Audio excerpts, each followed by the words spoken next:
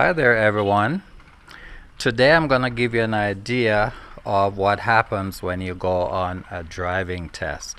Usually you're parked in the parking lot and the examiner will come to the car and he wants to check the car out to make sure it's safe before they get in the car with you to take you on your driving test. So here we go.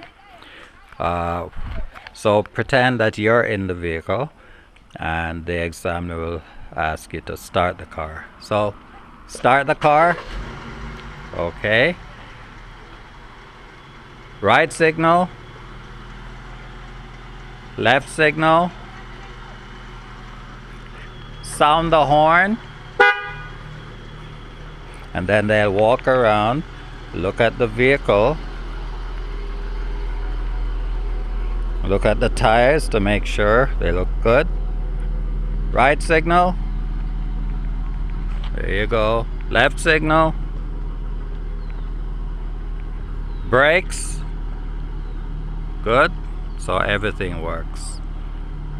Alright, so this is just an example of what you should expect when you go for your driving test.